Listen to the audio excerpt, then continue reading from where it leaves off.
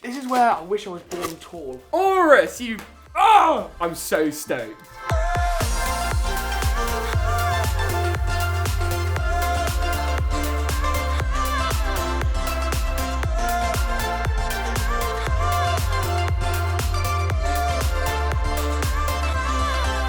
What is up, guys? Welcome back to another GeekaWhat video, and in today's video I'm going to be building the most insane gaming setup I've ever put together. If I move this box out the way, you'll see that alongside an RTX 3060 and 3080 Ti, I've also got a brand new 43-inch gaming TV.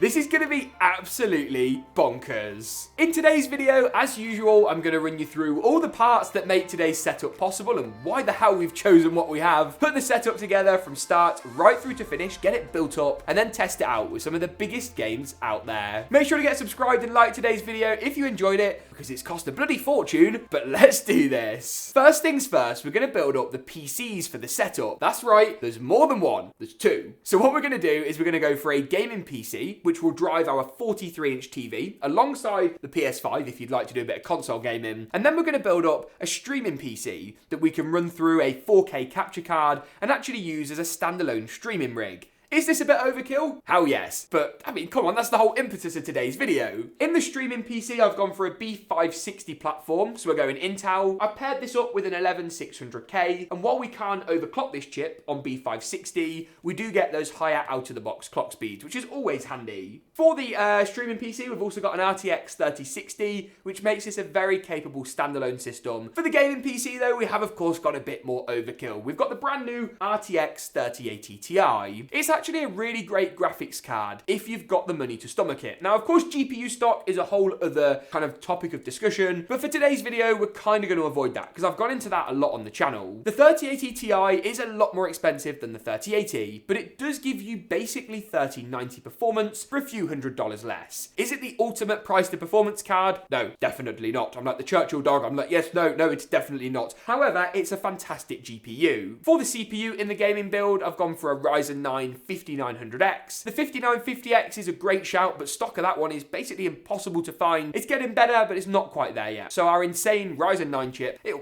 have to do, won't it, really? As I say, then we're going to be pairing this up with a TV, but more on that later. Don't get too gung-ho about it. I've also picked up some Corsair Q-Out RGB fans. I've got a pair of actual M.2 SSD drives from XPG. So I've gone for a Gen 3 drive for the streaming PC, because we don't need the fast speeds, and a Gen 4 drive for the gaming PC, to give us really the best of both worlds. Cooling is provided by a Cooler Master air cooler for the streaming system, and of course their liquid cooler for the gaming system. Power supply wise, I've gone for an 850 watt unit for the gaming build, and then a 650 watt unit for the streaming PC, so going to be more than enough. Try and not flip any breakers in the office. The landlord won't be happy about that. So we've kind of run through the crux of the parts. There's a couple of little bits and bobs I've missed out. I've got a 4K 60 Pro capture card from Elgato. This is the latest Mark II version that allows for HDMI 2.0, so you can capture at 4K 60 frames per second, which is always handy. And then motherboard wise, I've got an X570 AORUS Master. A big shout out to Gigabyte AORUS for making today's video possible, hooking me up with basically everything I needed for today's setup, because the rest of it was quite expensive. So let's hope this video bangs. Enough of the parts though, let's go ahead and build the systems up and kind of see what hurdles we encounter throughout the build process. And for the love of God, I need to move these bloody stands out the way. These will become apparent a bit later. They are doing my head in. And with that, System 1 is nearly there. We're just going to go ahead and install the 3080 Ti. As I say, we'll jump into some performance numbers later. If you'd like to read our full written review of this card, check that out on GeekaWhat.com. We've got loads of content there and loads more coming. So go and show it some love and let me know what you think in the comments section below. I have got to give some major props to Gigabyte for this card, because despite its 3-fan design, slight factory overclocks, and a really nice included backplate, it does come in at really close to MSRP price point. So it's good to see they're not taking advantage of the current market conditions and still bringing out these great value cards. That is, of course, if you can find them, get on pre-order lists, win a new egg lottery, whatever it might be where you are. Let's go ahead though and install it into the system. I think it's going to look pretty good in our case. We've got a bit of a black and a white theme going on. Oh, there's plenty of room in the NZXT H710. Fits like a glove, but I am glad we put the radiator at the top of the case and not at the front, as it just gives us a little bit more room to play with. Once we've wired up the graphics card, we can do our cable management, whack the side panels on, on and build up the streaming PC. Oh, we're halfway there. Woo-hoo.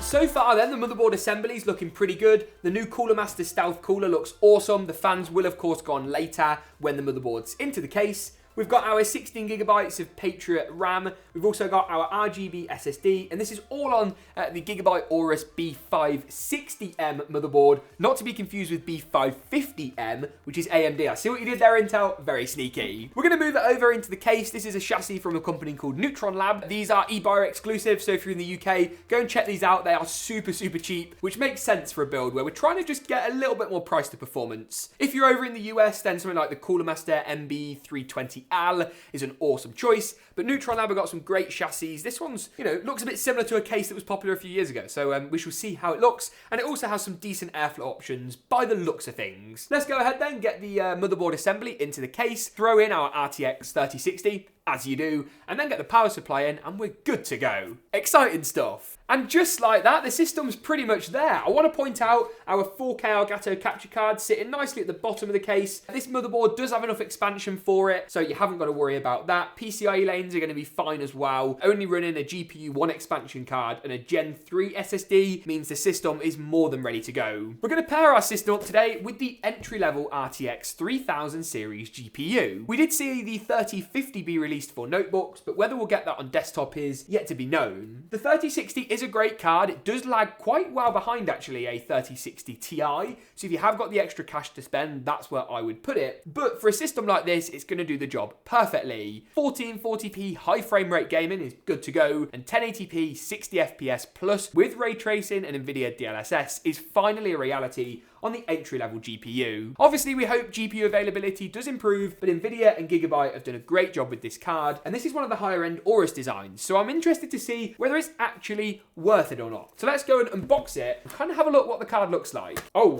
wow.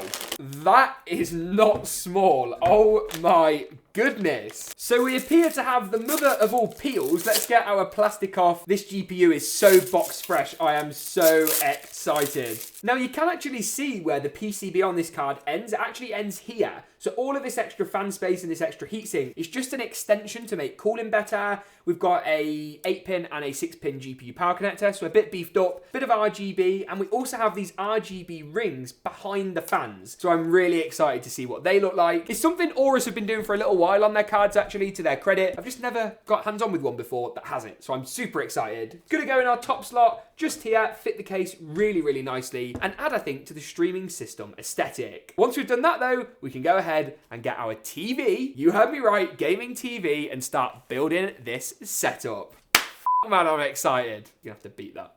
Here it is, the absolutely insane AORUS FV43U. This is a 4K HDR quantum dot 144 Hz gaming monitor. Is a TV. I mean, I am so excited. This has been in a box in the office for about 2 weeks. Shout out AORUS, they've lent this out. I really did politely ask them if I could please keep it for my living room, but they said no, so this will have to do. I'm not complaining, by the way. I don't actually know how you get the TV out. I'm guessing we kind of undo these. This is where I wish I was born tall. You can lower the table.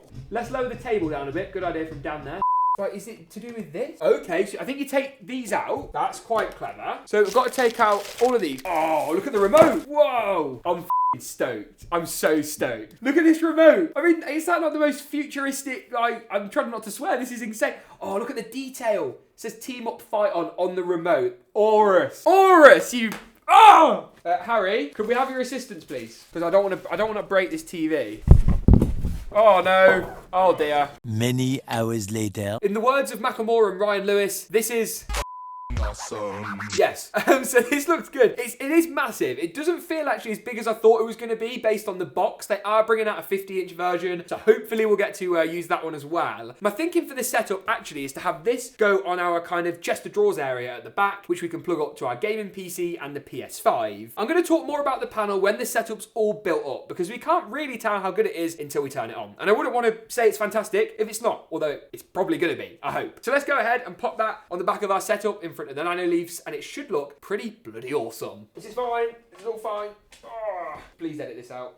I did actually allude to our console a little bit earlier, and it's the next of the components in the setup, before we finally round off with our final monitor and peripherals and get gaming on this beast. Now that is of course the PS5. Now, I opted to go for this over the Xbox as I think the game library is a little bit better. You do of course get Xbox Game Pass across PC and console, which would save you some money on games, but for me, PlayStation is where it's at, I think. If it's kicking back with a game of F1 2020 or 2021, or if it's a bit of Gran Turismo, then the console really comes into its own for me. When you're playing on a large format display and you're not worried about the precision accuracy of a keyboard and a mouse, this is really the way to go. Especially for a streamer out there, it's great to have a console and a PC setup so you really can cover off all of the different games. I've picked up a couple of extra PS5 controllers as well, as they're always handy to have, especially on a large display. It's multiplayer or go home for me. And then I've also got a pair of studio monitor speakers. The reason I want to recommend these is I've been using these now for about 2 years. I've been daily driving them, and they're JBL's LSR 305P Mark II. Now, as much as the name is absolutely horrific, these speakers are far from it. They only come in at around about £150 a unit, or $150, so you can get a full setup for about $300, and then with a basic EQ in Windows, you can really get these to the sound signature you like them. I've got some speaker stands as well that I'll be using to kind of offset them in the setup, and while there are some good speaker options built into AORUS Monitor, they're not going to be as good as these. I mean, look at the size of them. They're absolutely awesome, and for someone who loves music and sound like me, getting away from a gaming headset wherever you can is definitely my preference. So let's go up. I'm going to plug our PS5 in, I think, to our TV, get that all working, get our speakers on their stands, and then round off the rest of the peripherals. And finally, it's been a while, finally get gaming on this just incredible thing. Okay, it's starting to come together. We've gone ahead and put everything on that I said we were going to. We've also added the peripheral choices. So I've got the new Corsair K70 RGB low profile designs. We've got the low profile key switches, which I'm a big fan of, and the M65 RGB mouse. This is one of the best first-person shooter gaming mice out there. You could go for something like the glorious Model O or one of the lightweight designs if that's what you're after. But either way, you want some really accurate peripherals so that, you know, if you just want to chill, use the controller. If you want the accuracy, you've got the peripherals at your disposal. I've added on a Gigabyte G32QC once again to use with the keyboard and mouse if you want that sort of close fire action, but it's also going to work well for our streaming PC to monitor the feed that's coming out of the TV because, you know, why the hell not? This is a 165Hz panel with a 1440p resolution, and that's going to be perfect for the 3080 Ti if what you're after is super high frame rate gaming. We actually did an office build out video where we used 3 of these, which Jake is still editing on to this day. It's insane, and you can go and check that video out in the card section now. There's only then a couple of things left to do. We're going to wire up our Elgato key lights and our Logitech webcam, get everything plugged up, do a bit of cable management, but then we're pretty much there.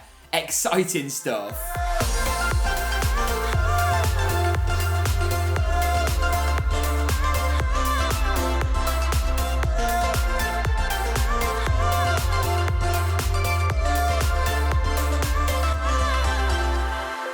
So it is finally time to game on our setup. Believe it or not, it's been a couple of weeks. I've been on holiday, I've got a tan, and we're about to jump into a little bit of Call of Duty's Cold War. It's the first of the games I wanted to try out on this insane 40-inch gaming TV, essentially. We're running at high settings with ray tracing enabled as well to get that true top-end experience. And even with RTX on, we're still getting around 70, 80 frames per second, which is kind of crazy. Let's jump through some of the rounds and see if our frame rate, you know, deviates much, goes up, goes down, and you can monitor it with the little graph in the top left-hand corner of the screen. There we go, looking good. Still sitting around 70 FPS with ray tracing enabled. Visually, the game looks great. You can really see this TV comes into its own as far as visual experience goes. I am a little bit interested, though, what happens if we just disable ray tracing. So those of you out there looking to leverage the 144 Hz refresh rate, that's right, 144 Hz can do so. Let's turn these off, disable that, hit apply and see what kind of impact that has. There we go, that's a little bit better. Currently sitting now around 113 FPS, but that is with, shall we say, maximum action. Visually the game still looks great. I love a bit of zombies, super arcade mode. I'm gonna get wrecked here if I'm not too careful. And the Gigabyte AORUS Monitor is doing itself proud. Lovely, lovely stuff. Next up then is a little bit of Cyberpunk 2077. Now you can see here we've got pretty much high and ultra settings across the board. We are leveraging DLSS on auto, which is Nvidia's fancy AI resolution scaler and will increase your frame rate, but we have turned ray tracing off, at least to begin with. We are running at 4K as well, remember, and because Cyberpunk's so difficult to run, ray tracing might just be a step too far, especially if we want to stay around the 80, 90 frames a second, which is where we're currently sitting. Visually, once again, the game looks great. Having that HDR functionality on our AORUS monitor is obviously a huge bonus, especially at this form factor, and being able to really see all of those 90 frames a second with the high refresh rate is once again a massive bonus. Cyberpunk is one of those games that has so much detail, it just looks amazing on a large form factor 4K display. I don't think I've ever seen Cyberpunk look this good in all my life. And you do of course need a powerful graphics card like the 3080 Ti to drive it. The game is an absolute beast, especially at 4K. But what about with ray tracing on? Because ray tracing in Cyberpunk genuinely does look really quite good.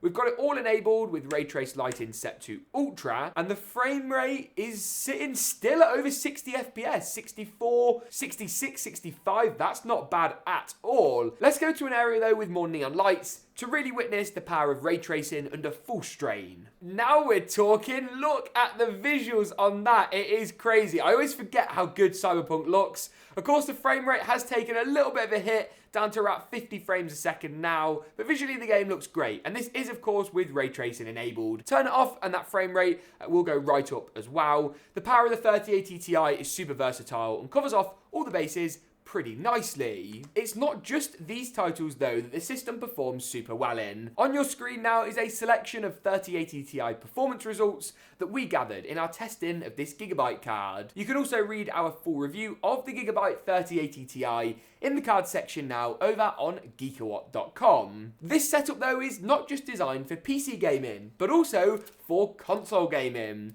I've gone ahead and picked myself up a PS5, which is seemingly even more difficult to get hold of than GPUs nowadays, so let's give that a go. My current game of choice when it comes to consoles is always a racing game. First-person shooters are definitely better on PC, but racing titles like F1 2020 are better on a console. This game is technically a PS4 port, which is unfortunately the case with a lot of games currently available on both the PS5 and the Xbox Series X. There just aren't that many native next-gen titles out yet. The new Forza games landing on Xbox and F1 2021 and eventually Gran Turismo are really big ones to look out for, but the next-gen consoles are just not there yet. Maybe they're waiting for the supply to get better so that people don't miss out on the latest next-gen exclusives. Who knows, but that's the reason I'd recommend maybe slightly overpaying for a next-gen graphics card at the moment, because at least then you haven't got to wait for next-gen titles. You can play all your current games at better graphical settings